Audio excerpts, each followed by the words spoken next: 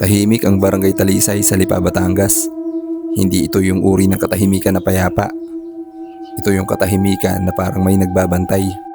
Sa bandang dulo ng barangay, may isang malawak na lupang tinubuan ng talahib. Mula sa kalsada, wala kang makikitang kakaiba. Maliban sa isang bagay, walang dumadaan.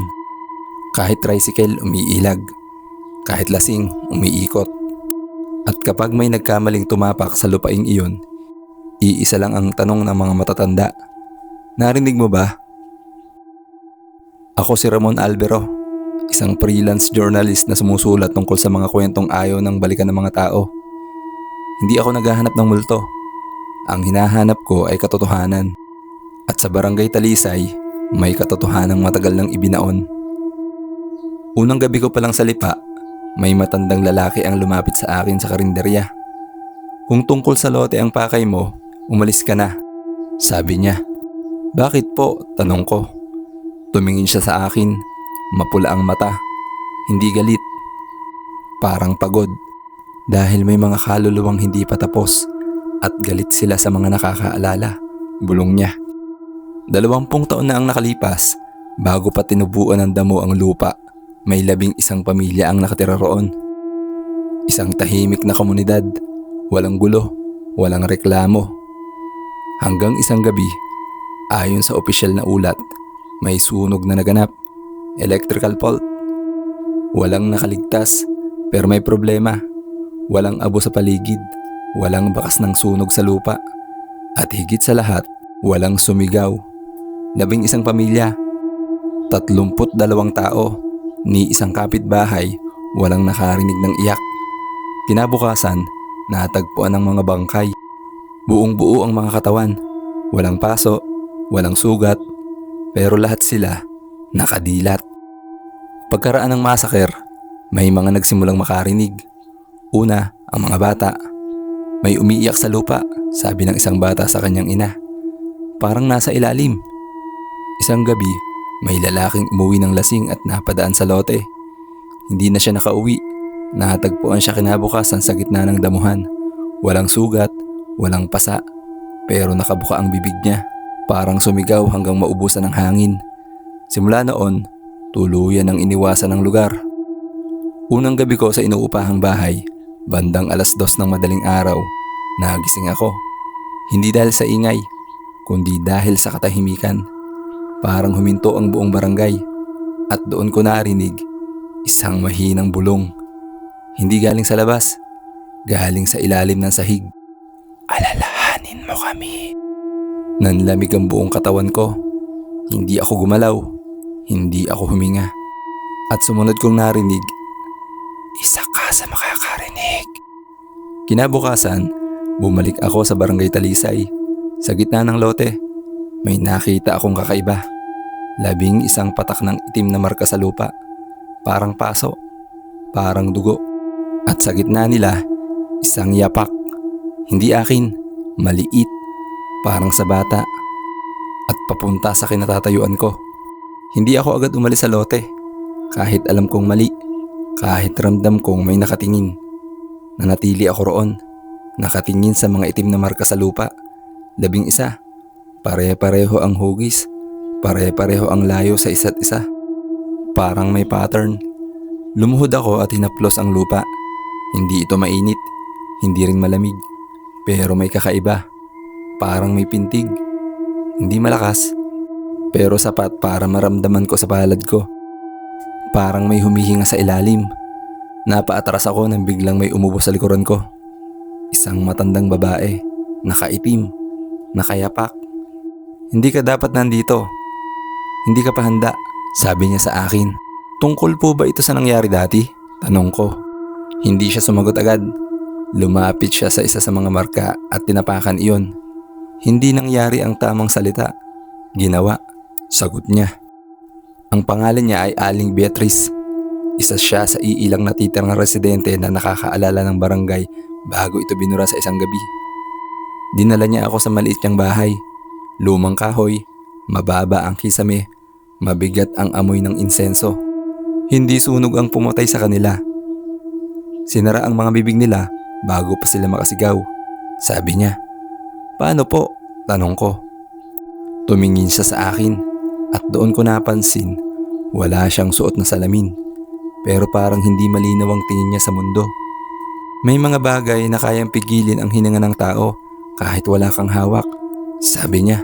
Ayon kay Aling Beatrice, bago pa naging residential area ang Barangay Talisay, may lumang tunnel sa ilalim ng lupa. Panahon pa ng digmaan, ginamit bilang taguan, imbakan at ayon sa bulong-bulungan, kulungan. Maraming hindi nakalabas at nung tinakpan ng lagusan, isinama ang mga kaluluwa. Sabi niya, pero bakit po ang mga pamilya? Tanong ko. Wala naman silang kinalaman doon. Tumahimik siya. May mga kasalanang hindi sa gumawa bumabalik, kundi sa pinakamalapit. Bulong niya. Gabi na nang umalis ako sa bahay ni Aling Beatrice. Habang naglalakad ako pa uwi, narinig ko ang mga yapak sa likuran ko. Mabagal, maliit. Hindi ko agad nilingon. Hanggang may humawak sa laylayan ng damit ko. Mang Ramon, boses ng bata. Nang humarap ako, nakita ko siya. Isang batang babae. Mga nasa 8 taong gulang ang edad, basa ang buhok, maputla ang balat, at sa liig niya may itim na marka, parang kamay na humigpit. Hindi po kami umalis. Nandito lang po kami sa ilalim, sabi niya. Gusto kong tumakbo, gusto kong sumigaw, pero wala akong nagawa. Bakit kayo nagpaparamdam? Tanong ko na nanginginig. Tumingin siya sa lote. Dahil may paparating. At hindi kami handa, sagot niya. Kinabukasan, nagsimula akong maghalukay ng lumang records, mga balita ng massacre. Walang opisyal na ulat ng pagkamatay. Ang nakalagay lang, relocation due to land dispute. Isang kasinungalingan. Sa likod ng mga dokumento, may isang pangalan na paulit-ulit lumitaw. Isang kontraktor, isang proyekto, isang planong itinago. At sa ilalim ng lahat ng iyon, ang lote sa Barangay Talisay. Bago ako makauwi, may naiwan na sulat sa inuupahan kong bahay. Walang pangalan, walang petsa. 3 salita lang ang nakalagay. Huwag mong hukayin. At sa ibaba, isang guhit ng 11 maliit na hugis. Magkakahawak kamay. At sa gitna nila, ako. Hindi ko sinunod ang babala. Hindi dahil matapang ako, kundi dahil hindi na ako pinatutulog ng mga boses. Tuwing madaling araw, 2:00 hanggang 3:00, pare-pareho ang tunog. Parang may kumakatok mula sa ilalim ng lupa. Hindi malakas, hindi rin paulit-ulit. Parang naghihintay lang. 3 araw matapos kong makita ang sulat, may nawala. Isang construction worker na nagtatrabaho malapit sa Barangay Talisay. Huling nakita bandang gabi. Pauwi na raw, pero dumaan sa lote para mag-shortcut. Kinabukasan, natagpuan ang kanyang helmet sa gitna ng damuhan. Walang bakas ng pakikipagbuno, walang bakas ng dugo, pero may naiwan. Isang hukay, hindi malalim, sapat lang para may makapasok. At sa gilid nito, may mga marka ng kamay, maliliit at marami. Bumalik ako sa lote ng gabi. Mali ang oras, alam ko, pero mas mali ang hindi makinig. Dinala ko ang flashlight, recorder, at ang bato na ibinigay sa akin ni Aling Beatrice bago ako tuluyang umalis sa bahay niya. Kapag narinig mo na ang mga pangalan, huwag mong sasabihin ng malakas, sabi niya sa akin noon. Lumapit ako sa hukay. Mas malamig ang hangin doon kaysa sa paligid. Parang may humihigop ng init sa balat ko. Pagyuko ko, may narinig akong bulong. Hindi isa, hindi dalawa, marami. Ramon, Ramon, makinig ka. At isa ang mas malinaw. Buksan mo. Hindi ko alam kung paano nangyari. Isang sandali, nakatayo lang ako sa harap ng hukay. Sa susunod, nasa loob na ako ng lagusan. Mababa ang kisame. Basa ang mga dingding, amoy lupa at kalawang. At sa magkabilang gilid, may mga bakas ng kuko. Hindi papasok, kundi palabas. Naglakad ako ng mabagal. At sa bawat hakbang, may naririnig akong hikbi. May pabulong na dasal. May galit na hindi na makilala ang wika. Hanggang sa makarating ako sa isang maluwang na bahagi ng tunnel. At doon ko sila nakita. 11 anino. Hindi malinaw ang muka. Parang binura ng panahon. Pero kilala ko na sila, ang mga pamilya, ang mga batang hindi umabot sa paglaki, ang mga magulang na hindi na nakalabas. Hindi sila sumisigaw, hindi sila humihingi ng tulong. Nakatingin lang sila sa akin. Isa ang lumapit, isang lalaki, mukhang ama. Hindi kami pinatay, sabi niya. Pinili kaming manahimik. Bakit? Tanong ko. Tahimik kasi ang kailangan para matakpan ang ginawa nila, sagot niya. Ang tunnel ay hindi aksidente. Ayon sa mga kaluluwa, ginamit ito taon bago ang massacre bilang taguan ng mga ilegal na gawain. Mga taong ikinulong, tinago at hindi na pinalabas. Nang panahon ng development, may desisyong ginawa. Isara ang lagusan. Hindi lang ang lagusan, pati ang mga nakatira sa ibabaw. Isang gabi, pinakawalan ng gas. Walang amoy, walang apoy, walang sigaw, walang bakas. At kinabukasan, tinawag itong sunog. Bakit ako? Tanong ko. Tahimik sila saglit. Tao ka na nakakarinig at may mga bagay na hindi na pwedeng manatili, sagot ng isang bata. Anong kapalit? Tanong ko. Lumapit ang lahat at sabay-sabay nilang sinabi. Isa. Hindi ko maalala kung paano ako nakalabas ng lagusan. Nagising na lang ako sa gilid ng lote. Madaling araw na. Basa ang damit ko, may lupa sa kuko. At sa tabi ko, ang recorder ko. Bukas at may laman. Hindi boses ko, 11 boses. Binabanggit ang isang pangalan. Isang pangalan na buhay pa. Pag uwi ko, nakalak ang pinto ng inuupahan kong bahay. Sa loob, may mga bakas ng paa sa sahig. Basa, putik, at sa salamin, may nakasulat. Hindi ka pwedeng umatras. At sa likod ko, may mahinang bulong. Pili ka na. Hindi ko agad pinakinggan ang recorder. Hindi dahil sa takot, kundi dahil alam kong kapag narinig ko ang pangalan, hindi na ako makakatanggi. Umupo ako sa gilid ng kama. Hawak ang recorder. Nanginginig ang kamay. Sa loob ng kwarto, malamig kahit sarado ang bintana. May amoy ng lupa. Basa ang sahig kahit tuyo naman dapat. Sa salamin, may bahid ng putik na hindi ko maalala kung paano napunta roon. At sa likod ng bahid, parang may anino. Hindi gumagalaw, nakatayo lang. Pinindot ko ang play. Una, static. Tapos, sabay-sabay na boses. Hindi sigaw, hindi galit. Parang pagod. Siya ang pumirma. Siya ang nagsara. Isang pangalan ng malinaw na malinaw kahit sabay-sabay sila. Vicente Malyari. Parang may humampas sa dibdib ko. Hindi ko kilala ang pangalan pero narinig ko na yon dati. Sa mga dokumentong nakita ko, sa likod ng mga permit, sa ilalim ng mga proyekto. Si Vicente Malyari ang pangunahing kontraktor noong panahon ng sunog. At buhay pa siya. Madali kong nahanap si Vicente Malyari. May malaking bahay siya sa kabilang barangay.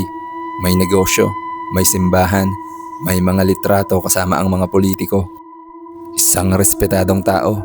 At sa likod ng lahat ng iyon, isang lagusan na isinara kasama ang mga buhay. Hindi ako pumunta agad. Sa mga sumunod na gabi, may nagsimulang mangyari sa barangay Talisay. Isang aso ang natagpuan sa gitna ng lote. Patay.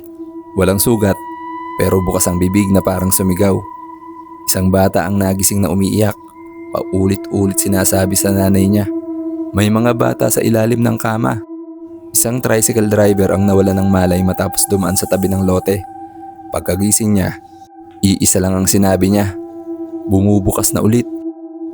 Ikatlong gabi, matapos kong marinig ang pangalan, may kumatok sa pinto ko. 3:00 ng madaling araw. Hindi ako gumalaw. Kumatok ulit. 3 beses. Pantay. Mabagal. Pagbukas ko ng pinto, walang tao. Pero may naiwan sa sahig. Isang pares ng tsinelas ng bata. Maputik ang ilalim. At sa dingding, may guhit. Parang daliri ang gumuhit. Dalhin mo siya rito. Bumalik ako kay Aling Beatrice. Pagpasok ko pa lang sa bahay niya, umiiling na siya. Alam mo na, sabi niya. Hindi ko kaya, sagot ko. Hindi ako mamamatay para sa kanila. Tahimik siya sandali. Hindi ka mamamatay, sagot niya. Pero may mawawala. Ano? Tanong ko. Tumingin siya sa akin at doon ko nakita ang lungkot na hindi ko pa nakita noon. Ang buhay na babalikan mo, sabi niya. Dahil kahit matapos ito, hindi ka nabuo. Hindi ko pa rin dinala si Vicente Malyari. At dahil doon, sila ang kumilos. Kinabukasan, kumalat ang balita. Isang bahagi ng lupa sa bakuran ni Vicente Malyari ang gumuho. Walang lindol, walang ulan. Isang butas ang lumitaw. Hindi malalim, pero sapat para makita ang lumang konkretong pader. Lagusan, tinakpan agad, tahimik. Pero sa gabing iyon, may narinig ang mga kapitbahay. Mga yabag, mga hikbi, at isang matandang lalaki na sumisigaw.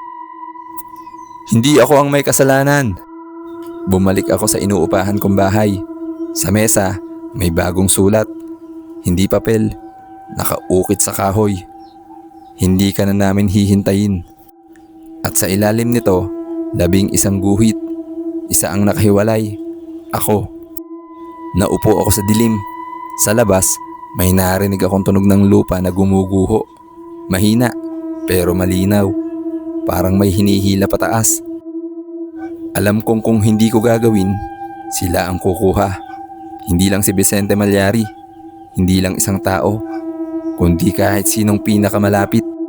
At doon ko napagtanto ang pinakamabigat na katotohanan. Hindi hustisya ang gusto ng mga kaluluwa. Kapalit. Hindi ako natulog nung gabing iyon. Hindi dahil ayaw ko, kundi dahil may nagbabantay. Sa bawat pagpikit ko, nararamdaman kong may nakatayo sa paanan ng kama. Hindi gumagalaw, hindi humihinga. Parang naghihintay lang na magdesisyon ako. At alam kong kahit anong piliin ko, may mawawala. Madaling araw ako pumunta sa bahay ni Vicente Malyari. Hindi ako kumatok, hindi ko kailangan. Bukas ang gate, bukas ang pinto, parang may nag-imbita. Sa loob ng bahay, maliwanag pero malamig. Tahimik, walang TV, walang orasan. Parang huminto ang oras. Natagpuan ko siya sa sala, nakaluhod, puti ang muka, pawisan, nanginginig. Alam ko na, sabi niya bago pa ako magsalita. Matagal na silang bumalik. Bakit mo ginawa? Tanong ko. Umiyak siya. Isang matandang lalaking unang beses ko nakitang durog. Hindi ako ang nag-utos, pero ako ang pumirma, sabi niya. Tahimik lang ako. At araw-araw, naririnig ko sila sa ilalim ng lupa. Dagdag niya. Dinala ko siya sa barangay Talisay. Hindi siya tumutol. Habang naglalakad kami papunta sa lote, napansin ko may mga ilaw sa paligid. Pero wala ni isang tao. Parang kami lang ang natitira sa buong barangay. Pagdating namin sa gitna ng lote, huminto siya. Dito, bulong niya. Dito namin sila tinabunan. Biglang lumamig ang hangin. At isa-isang lumitaw ang mga anino. 11, walang muka, walang mata. Pero ramdam mo ang bigat ng galit na hindi na kayang isara. Lumuhod si Vicente. Patawad, patawad, sigaw niya. Lumapit ang bata, ang unang nagpakita sa akin. Huli na, pero pwede ka pang pumili, sabi niya. Tumayo ako. Ano ang kapalit? Tanong ko kahit alam ko na. Isa, sagot nilang sabay-sabay. Isa na mananatili. Tumingin si Vicente sa akin. At kung ako, tanong niya. Hindi sumagot ang mga anino. Tumingin sila sa akin. Doon ko naintindihan, hindi sapat ang may kasalanan. Kailangan ng tagapagbukas. Lumapit ako sa gitna. Kung mananatili ako, pakakawalan niyo sila. Tumango ang mga anino. Makakalaya na kami, pero ikaw ang magiging bantay, sabi ng bata. Napatingin ako sa paligid, sa lupa, sa lagusan, sa katahimikan. Umatras ng isang hakbang si Vicente. Ako na lang, ako ang may sala, sabi niya. Ngumiti ang bata, malungkot. Huli na, hindi ka na namin kailangan, sagot niya.